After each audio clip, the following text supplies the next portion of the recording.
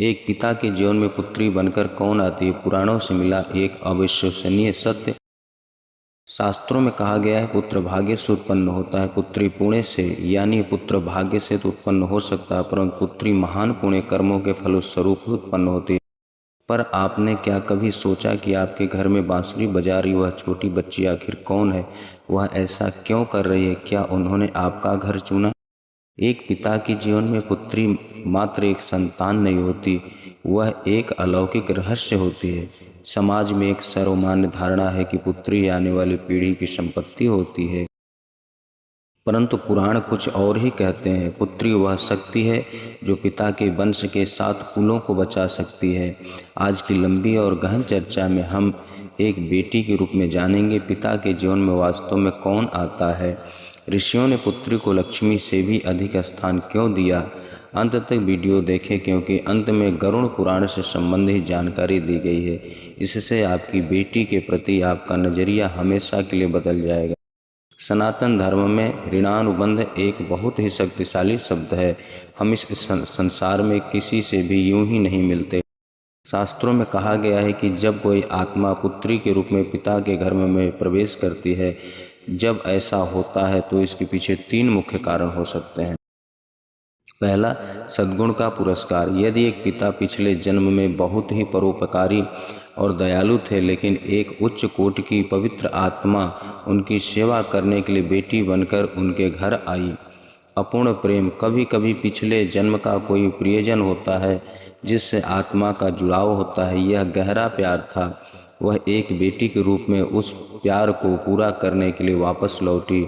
वंश मोक्ष। पद्म पुराण के अनुसार यदि किसी वंश के पूर्वज मोक्ष की प्रतीक्षा कर रहे हों, यदि ऐसा है तो उस वंश में एक आत्मा पुत्री के रूप में आती है जिसका सद्गुण 21 पीढ़ियों को नरक से मुक्ति दिलाता है। हम में से कई लोग सोचते हैं कि बेटी का मतलब खर्चा होता है, लेकिन धर्म ग्रंथ कहते हैं कि घर में बेटी का आगमन आपके बैंक बैलेंस पर नहीं बल्कि आपके परिवार पर पड़ता है। सद्गुण संतुलन बढ़ रहा है। पुत्री की महिमा को समझने के लिए हमें हिमालय के राजा और माता पार्वती की कहानी देखनी होगी। हिमालय के राजा पर्वतों के स्वामी थे, लेकिन उनके हृदय में शांति नहीं थी। वे ब्रह्मांड की माता को अपनी पुत्री बनाना चाहते थे। उनके कठोर नियम कायदों ने उन्हें और भी अधिक दृढ़ बना दिया।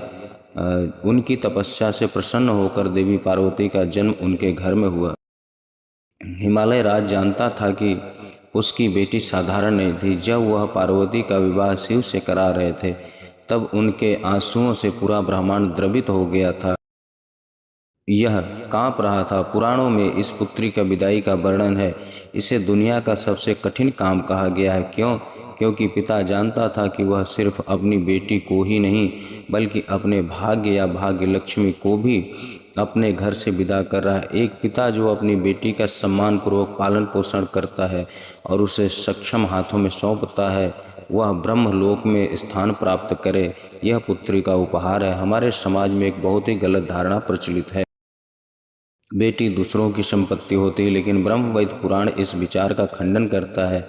यह कहता है कि बेटी पिता की संपत्ति होती है, धर्म फल रक्षक। एक बेटी अपने पिता की सुरक्षा कवच होती है जो उन्हें बुढ़ापे में या कठिन समय के दौरान मानसिक रूप से टूटने से बचाती है।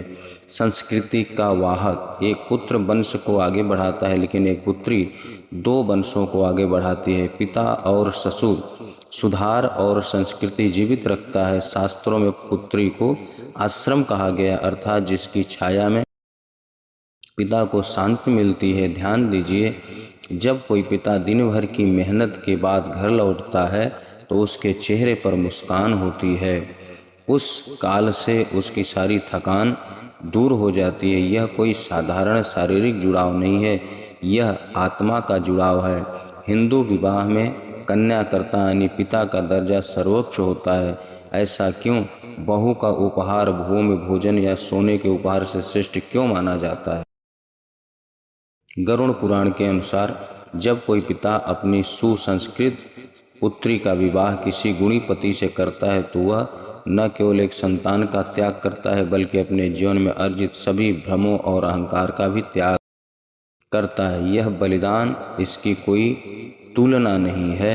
ऐसा कहा जाता है कि बहू को सौंपते समय पिता द्वारा पढ़े जाने वाले मंत्र उनके पूर्वजों को प्रसन्न करते हैं और उन्हें स्वर्ग में उच्च स्थान प्राप्त होता है। जिनके पास पुत्री नहीं होती वे इस परम सद्गुण से वंचित रह जाते हैं, इसलिए पुत्री होना ही सर्वोपरि है। क्या आप मोक्ष का सीधा मार्ग मिला है? आधुनिक विज्ञान भी इस बात को स्वीकार कर रहा है कि पिता और पुत्री के बीच एक विशेष प्रकार का भावनात्मक संबंध होता है जो पुत्रों के संबंध से कहीं अधिक गहरा होता है। शोध से पता चला है कि पिता का अपनी बेटियों के प्रति प्रेम सुरक्षात्मक व्यवहार से उसके मस्तिष्क में ऑक्सीटोसिन हार्मोन का स्राव बढ़ जाता है, जिससे पिता की आयु बढ़ जाती है।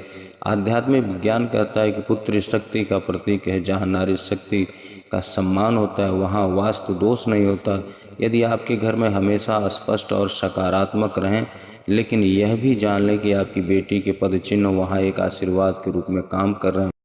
अंत में एक बात याद रखें, आपकी बेटी कोई संयोग नहीं है, वह आपकी है। वह आपके जीवन में इसलिए आई है क्योंकि ईश्वर को आप पर विश्वास था। वह आपके घर में इसलिए आई क्योंकि आपके वंश में मौजूद किसी अपूर्ण गुरु ने उसे ऐसा करने के लिए प्रेरित किया। जब वह मुस्कुराती है तो आप जान जाएंगे कि देवी लक्ष्मी आपसे प्रसन्न है। जब वह रोती है तो आप जान जाएंगे कि आप खुश हैं। भाग्य मुझसे मुंह मोड़ रहा है। आदर करो, प्रेम नहीं, उसे शिक्षित करो, उसे साहसी बनाओ और उसे यह एहसास दिलाओ कि वह तुम्हारे जीवन का सबसे बड़ा गौरव है। आपको लग सकता है कि आप उसका पालन पोषण कर रहे हैं, लेकिन सच्चाई यह है कि अब वह अपनी नियत का मालिक नहीं है। यह आपके जीवन में अच्छाई के साथ आया और आपका दिन बदल दिया है। आपकी बेटियां महज बच्चे नहीं हैं, वे स्वर्ग से आई देवदूत हैं। दोस्तों, आपके जीवन में आपकी बेटी की क्या भूमिका है? क्या आपने कभी महसूस किया है कि उसके आने के बाद आपकी किस्मत बदल गई? आप हमें कमेंट्स में अपने अनुभव के बारे में बता सकते हैं। अगर आपको वीडियो पसंद आया तो लाइक करें और उन सभी माता पिता के साथ शेयर करें जो लोग दुनिया में सबसे ज़्यादा अपनी बेटी से प्यार करते हैं।